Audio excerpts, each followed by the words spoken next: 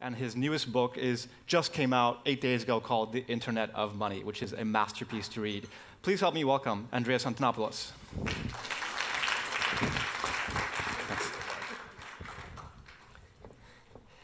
Good morning, everyone. Let's start with a quick poll here. How many of you have used a digital currency like Bitcoin at least once? And how many of you own Bitcoin at this moment, or any other digital currency? OK. We can fix that. If you like, later on today, come find me. I would be delighted to demonstrate to you how to set up a Bitcoin wallet on your smartphone. And I will give you your first fraction of a Bitcoin, not a whole Bitcoin, and show you how a transaction works.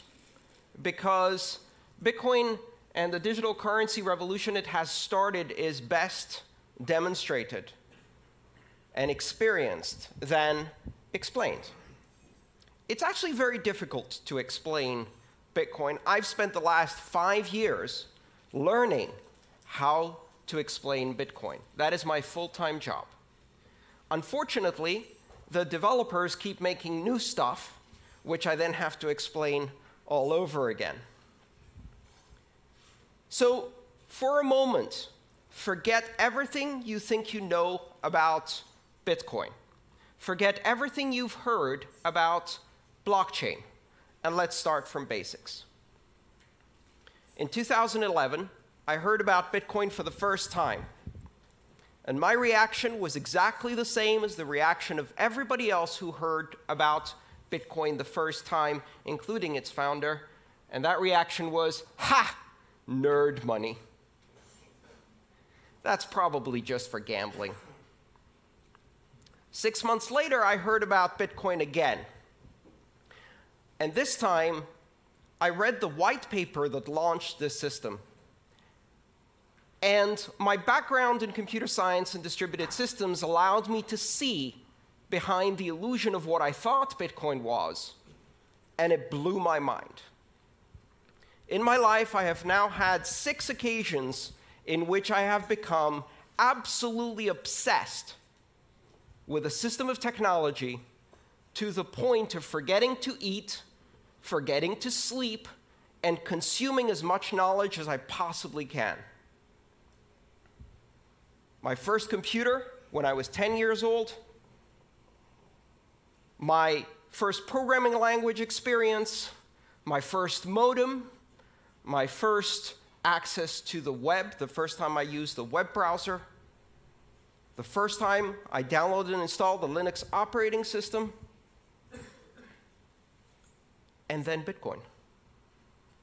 When I've discovered it, I spent 4 months consuming as much as I could, except food. I lost 26 pounds on the highly inadvisable diet of obsession. I have not emerged from that because I keep finding new layers of depth to understand this. And the reason it's so fascinating is because it isn't what it appears to be at first glance. Bitcoin isn't money. The blockchain isn't a system of currency. It is a platform of trust. It's not a company. It's not a product. It's not a service you sign up for. It's not a currency. Currency is just the first application. It is the concept of decentralization applied to the human communication of value. Because what is money? InQ told us it's an illusion. It's imaginary. And the reason we don't grasp that is because it's so deeply embedded in our civilization. Money is one of the oldest technologies that humanity has. It precedes writing. How do we know that? The very first samples of writing we have are spreadsheets. They are tallies and ledgers of debts owed, and money pre-existed that writing. You might even speculate that money had an oral tradition until it needed to invent a written tradition, so writing was created for it. In the history of money that now spans tens of thousands of years, there have been maybe 5 major changes. From pure barter exchange to the introduction of the first abstraction of value, shells, feathers, beads, nuts, stones, and then precious metals, and then paper money, and then plastic money, and now network money. Bitcoin introduces a platform on which you can run currency as an application on a network without any central points of control, a system completely decentralized like the internet itself. It is not money for the internet, but the internet of money. And what is money? Money is a language. Money is a linguistic abstraction. Money is a language that we use to communicate value to each other. Money simply allows us to express value, and that value may have economic consequences, but it also has other consequences. We use money to express and create social bonds and relationships and associations and to create organization. Bitcoin is the first system of money that is not controlled by any entity, that is completely decentralized. And what that does is it introduces the very same things that the internet brought to communication. If money is speech, if money is a language, and you disconnect it from all other media, and you make it pure speech, pure content, an internet content type, a protocol designation, money over IP, it completely separates it from all of these previous notions of nations, sovereign issuers, institutions that control. And so we go from institution-based money to network-based money. And of course, everyone will welcome this with open arms. Not a chance. What do you think they said the first time someone was presented with a gold depository certificate instead of a gold coin? They said, "That's not money. Go away." What do you think happened in 1950, the first time someone showed up at a motel and presented their Diners Club membership card and said, "I'll pay with this piece of paper"? That's not money. Go away. And now we're on the verge of a new transformation of money. We're on the verge of creating the first completely global, completely borderless, completely decentralized, and completely open form of money. One where you can build applications because this money is programmable. And you don't need to ask anyone's permission to launch an application any more than you need to ask permission to launch an application on the internet. And the only requirement to have a successful application on the internet of money is 2 interested participants. That is your market segment, and you have an application. and 1 million applications will flourish. When you push innovation to the edges of the network, when you remove the requirement for permission, what happens? Exponential explosion in innovation. The applications that could not be built on the old systems of money because they required permission, because they required a significantly large market segment, because they required adoption by many in order to be available at all. Now, none of those requirements exist. Anyone in the world can download an application or use even a feature phone with text messaging and immediately acquire the same powers that institutions of banking have today. And when I say anyone, that's only scratching the surface.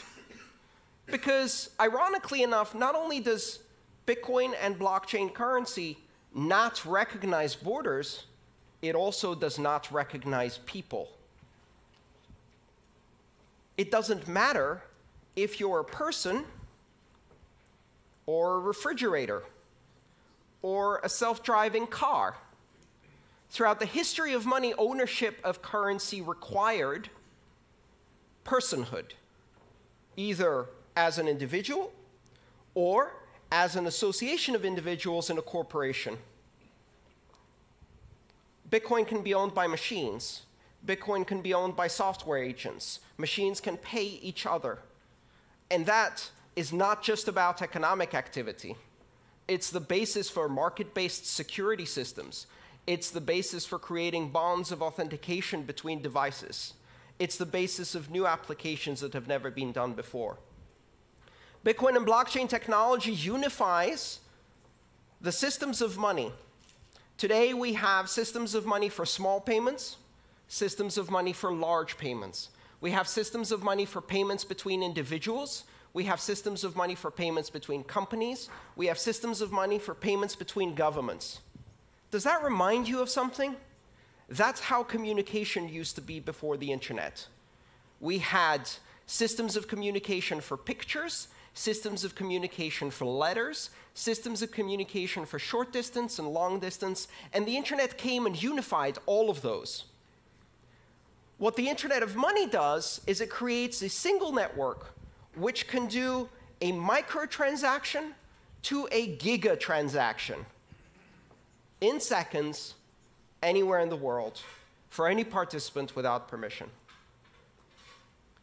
But if you just look at the application of money, you're missing the point. Because you can take the language, the building blocks of this platform, and use them to construct other languages that communicate value.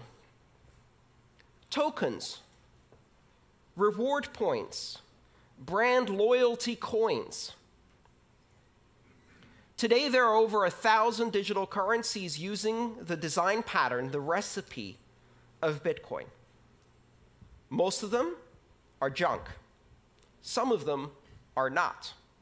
And over the next decade, we are going to see tens of thousands and then hundreds of thousands of coins.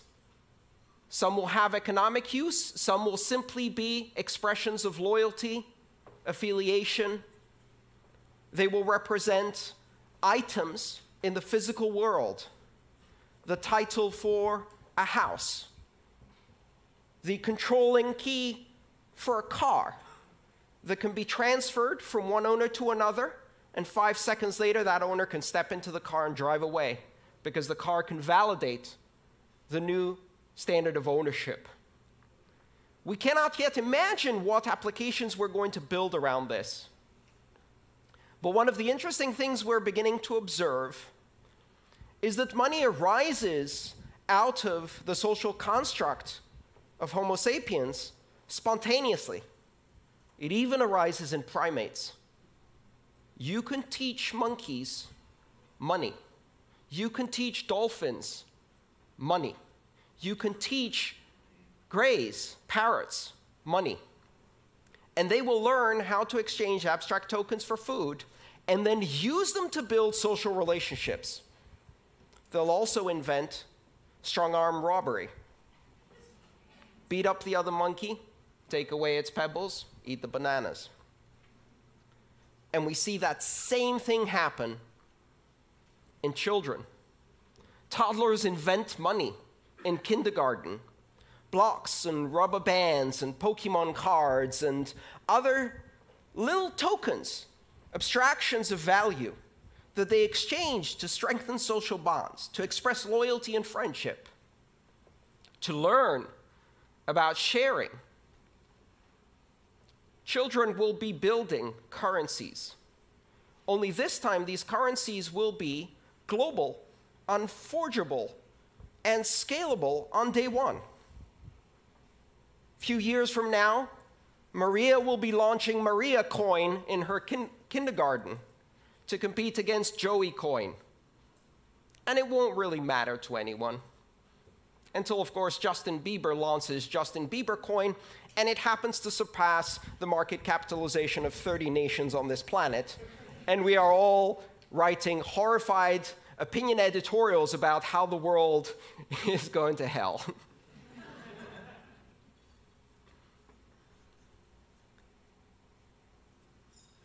What's happening with this technology is astonishingly deep. And for certainly some of the companies in this room, it's a bit scary.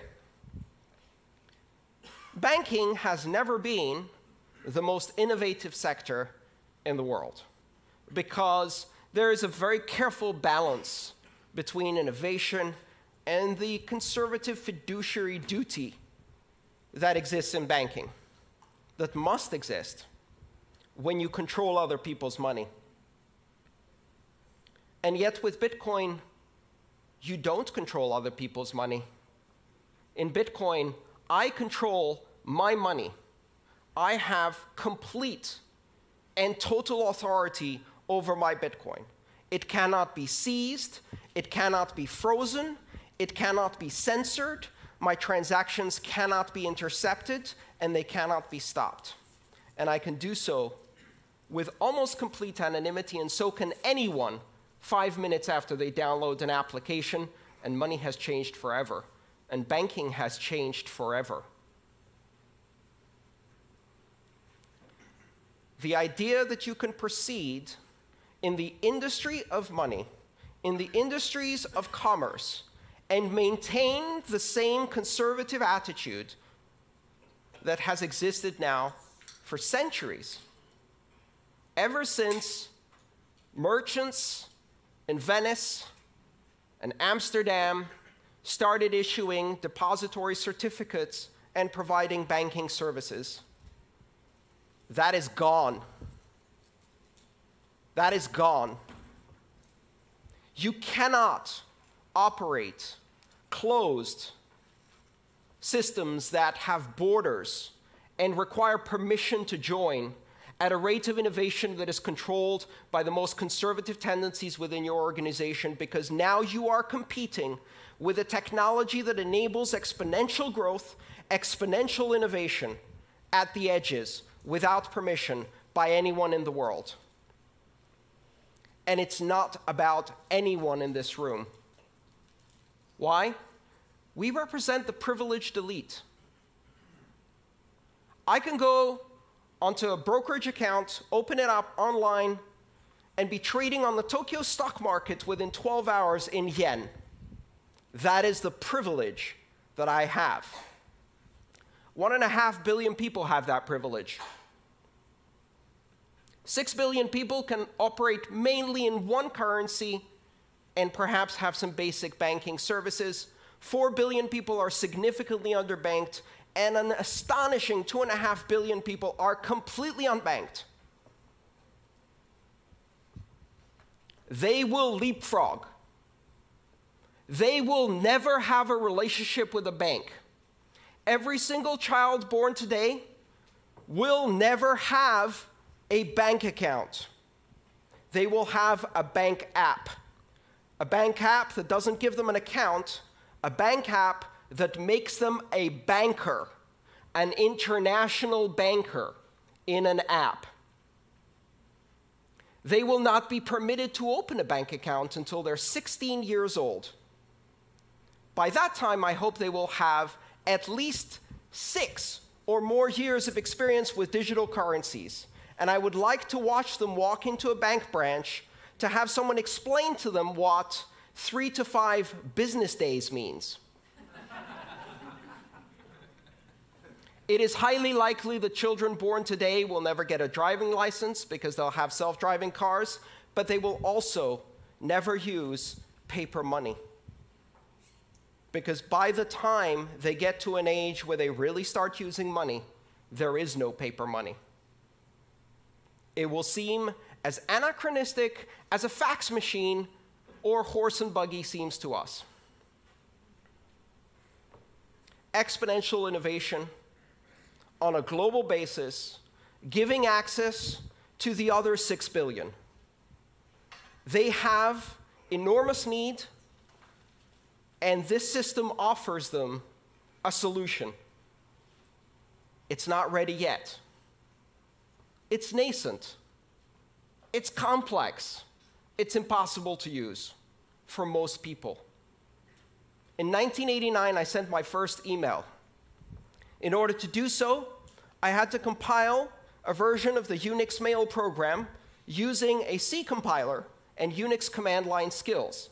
I had to set it up on the command line, type out my email, and that email was transmitted across the great internet in an astonishing 3 days. Exactly 20 years later, my mother replicated that experience with a swipe. Bitcoin today and all of the currencies that are built on that recipe are just at the same level that the internet was in 1991. Only now we have the internet. And so the rate of exponential growth has already started. The innovation is growing at an astonishing rate. I spend every single day full-time trying to keep up with Bitcoin. Just one currency, and it's almost impossible. Do not underestimate this. Do not listen to the people who tell you that Bitcoin is just for pornographers, terrorists, drug dealers, and gamblers.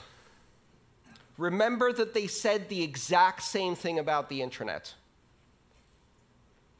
And when you give it to 2 or 3 billion people, they're not interested in those things.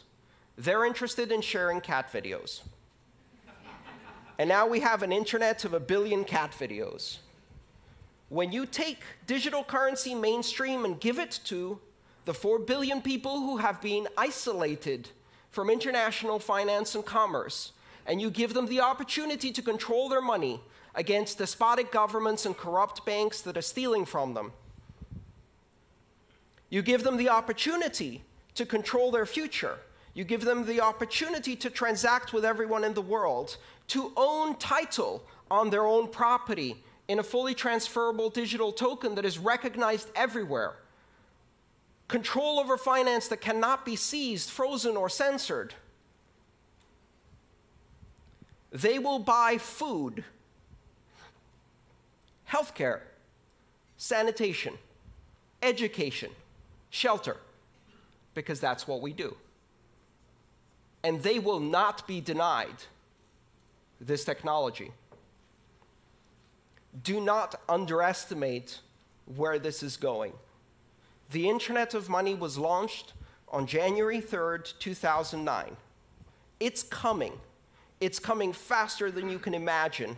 It's deeper than you can fathom. It's more sophisticated than you can immediately understand. It takes years of study just to see all of the implications. And it is a gift to the entire world, a technology that represents the 6th greatest innovation in the technology of money, the most ancient technology of our civilization. Thank you.